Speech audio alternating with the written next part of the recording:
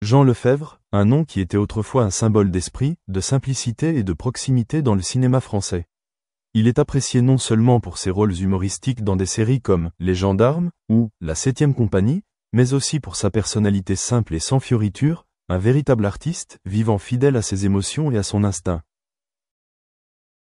Et comme les personnages qu'il a incarnés à l'écran, la vie personnelle de Jean Lefebvre a été un voyage plein de hauts et de bas, de solitude, mais qui s'est finalement terminé par un amour magnifique, chaleureux et très réel.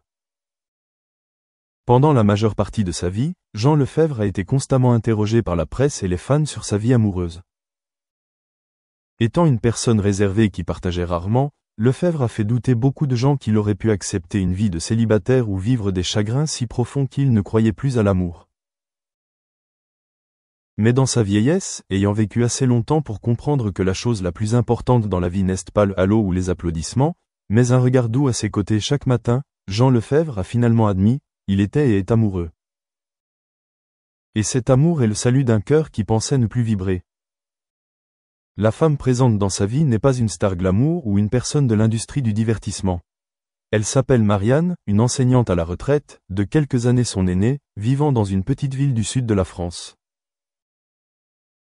Ils se sont rencontrés par hasard alors que Lefebvre revenait dans sa ville natale pour se reposer, loin de l'agitation parisienne. Elle ne l'a pas reconnu immédiatement, ne se souciait pas de qui il était ou des films dans lesquels il avait joué et c'est ce qui a fait battre le cœur de Jean. Elle m'a traité comme une personne normale. Aucune attente, aucune discrimination. Pour la première fois de ma vie, Jai sentit que je n'avais plus besoin de jouer la comédie, confiait-il un jour à un ami proche. Leur relation s'est développée très lentement, comme une relation mature. Il n'y a pas d'ivresse hâtive, pas de vœu d'amour éternel. Juste une présence régulière, des rires en lisant le journal ensemble, se tenant la main en marchant dans la rue verdoyante chaque après-midi. Pour Jean Lefebvre, ce n'était pas seulement de l'amour, c'était du salut. Il a partagé un jour que pendant de nombreuses années, il avait toujours eu l'impression qu'il manquait quelque chose.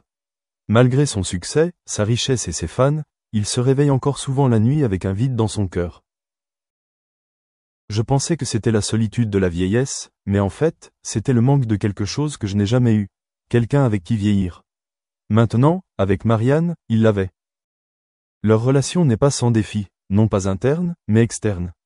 Certains pensaient que Jean cherchait des soins de fin de vie, et Marianne a été dénigrée comme la dernière à rester pour hériter du nom. Mais tous deux restent toujours silencieux dans l'opinion publique. Nous ne vivons pas pour plaire aux gens, a déclaré Jean. Nous vivons l'un pour l'autre. C'est une philosophie de vie simple mais profonde qui réchauffe le cœur de quiconque l'entend. Jean Lefebvre lui-même, qui avait connu des mariages ratés auparavant, appréciait désormais encore plus la valeur d'une relation simple. Il a été marié, mais le mariage s'est effondré à cause de la distance et de la pression du métier d'acteur. Au cours des années qui suivirent, il s'est progressivement renfermé, choisissant de vivre une vie plus calme, pensant même qu'il n'aimerait plus jamais.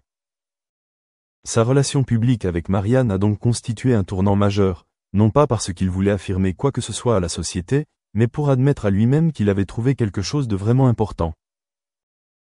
Côté santé, à plus de 80 ans, Jean Lefebvre ne peut échapper aux signes du temps. Il a subi un léger accident vasculaire cérébral en 2022 et a ensuite suivi une thérapie physique pendant plusieurs mois. Mais miraculeusement, c'est la présence de Marianne qui l'a aidé à se rétablir plus vite que prévu. Je ne voulais pas la quitter. Je n'aurais jamais voulu continuer à vivre comme ça avant de la voir, a-t-il confié avec émotion lors d'une conversation privée. Aujourd'hui, Jean Lefebvre passe la plupart de son temps dans sa petite maison en Provence, où il cultive des légumes, élève des chats et écrit de vieux souvenirs pour revivre chaque instant. Il prévoit également de publier un mémoire, relatant non seulement ses rôles au cinéma, mais aussi un voyage émotionnel, d'un homme qui vivait pour le rire à un homme qui vivait pour l'amour. Finalement, Jai réalisait que l'amour ne vient pas de la scène, mais d'un simple matin où la personne à côté de vous est toujours là, et vous savez que vous êtes au bon endroit, avec la bonne personne, au bon moment. Et voilà Jean Lefebvre à 80 ans. Il n'est plus un clown spirituel à l'écran, mais un cœur chaleureux dans la vraie vie, connaissant la douleur, connaissant l'amour et étant enfin complètement aimé. Pour beaucoup de gens, trouver le véritable amour à un âge avancé est peut-être inimaginable, un rêve qui arrive trop tard. Mais avec Jean Lefebvre, il prouve le contraire. L'amour n'a pas de date de péremption. Cela peut arriver à un moment où vous pensez que votre cœur a cessé de battre, que vous ne vivez que dans des souvenirs, mais à ce moment précis, si vous ouvrez votre cœur, l'amour vous trouvera. Dans une rare interview récente accordée à un journal local de Provence, Lefebvre a parlé avec émotion de sa vie actuelle avec sa précieuse partenaire. Il a partagé qu'il ne s'était jamais senti aussi en paix. J'avais l'habitude de penser que je devais faire quelque chose de grand, consacrer toute ma vie pour que le public se souvienne de moi. Mais au final, tout ce dont j'ai besoin, c'est de quelqu'un qui soit prêt à s'asseoir à mes côtés quand personne... Sorry, Dr. Hussain, yeah, maybe, please. yes, regarding the last slide presented by Mr. Zahar, I think, these courses, the period of these courses takes one semester or month, how it is really delivered.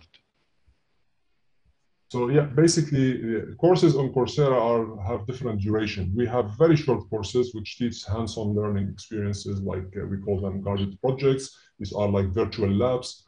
And we have these courses that take between 10 to 30 hours to complete, including all the components of the course or a digital course, the readings, the videos, the assessments, the peer reviews, the labs, etc., etc. So as a student or as a learner, I can sit for 2 days and complete a course, and I can take my time, for like a month or two. So it all boils down to my availability, my motivation, and my, attention to do these type of courses. Now, when we work with universities, they kind of guide students, say, okay, we would really recommend you to take this course, or we will introduce this course as a prerequisite, and they will give a time frame for this. They will say, okay, this course has to be done within this semester. So students know exactly what their expectations from this. And how much the fees for such courses in average? Okay, so yeah, so the retail price of these courses are available on the platform. So courses range between $30 to $40 all the way to $80. But when we work with universities, the complete license mechanism and the complete price mechanism is totally different. And we can take this conversation separately if you wish, to give you more details about how we work with universities and how how it's very economically valuable. Great. Thank you. Thank you very much, Tahir. We've got about 10 minutes left, so I just wanted to have a quick look at the other points for discussion that we wanted to broach today. One of them was to ask the panel about whether their institutions are using new ways of teaching, such as boot camps, to complement existing models. This is something that seems to be becoming more popular globally. It's intensive, it's a short number of weeks, and it's designed to do things like boost employability. Is this a model that you are looking at to drive employability among graduates, or is it something more long-term where you're embedding employability skills a different way?